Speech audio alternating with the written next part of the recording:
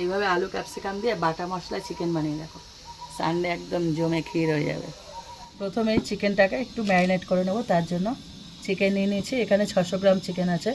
আর তারপর দিয়ে দিচ্ছি ক্যাপসিকাম, দিয়েছি সাজিরে, হলুদ গুঁড়ো, ঝাল লঙ্কার গুঁড়ো, জিরের গুঁড়ো, স্বাদ অনুযায়ী লবণ, কাশ্মীরি লঙ্কার গুঁড়ো, টমেটো কুচি, গোটা গরম মশলা এখানে আছে স্টার অ্যানিস, একটা জয়িত্রী আর ছোটো এলাচ আর দারচিনি, দিয়ে দিচ্ছি সর্ষের তেল।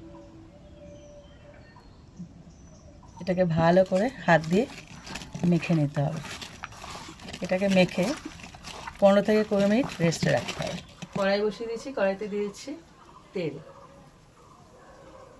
তেলটা গরম হয়ে গেছে, আলুগুলোকে লাল করে ভেজে নেব।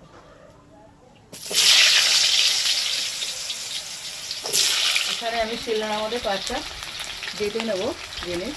এখানে হচ্ছে পেঁয়াজ পুরোটা বাটবো না, অল্প বাটবো, আর অল্প পরে কাজে লাগবে। নিচে এক টুকরো আদা, কাঁচা পাকা কাঁচা লঙ্কা আর হলো রসুন, এই সব কটাকে বেটে নেব। আলুগুলো তুলে নিয়েছি ভেজে, এবার ওই তেলের মধ্যে দিয়েছি পেঁয়াজ কুচি। পেঁয়াজটাকে খুব ভালো করে ভেজে নিতে হবে। পেঁয়াজটা দেখো খুব ভালো করে ভেজে নিয়েছি। এবার যে মশলাগুলো বাটলাম, পেঁয়াজ, আদা, কাঁচা লঙ্কা, রসুন, ওটা দিয়ে দেবো।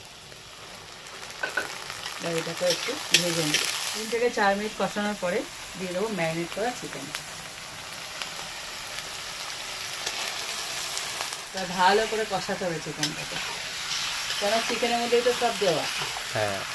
5 থেকে 6 মিনিট কষানোর পর এরপর দিয়ে দিচ্ছি আলু। এবার আলু দিয়ে ভালো করে কষাতে হবে। চিকেন পুরো কষানো হয়ে গেছে, দেখো মনে হচ্ছে এখনই খাওয়া যাবে। এবার অল্প জল দিলে হয়ে যাবে।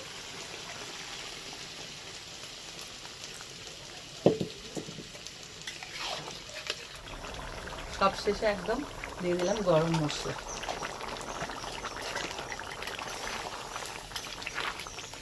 ব্যাস, এবার নামালে এটা একদম ঘন হয়ে যাবে, রেডি হয়ে গেল।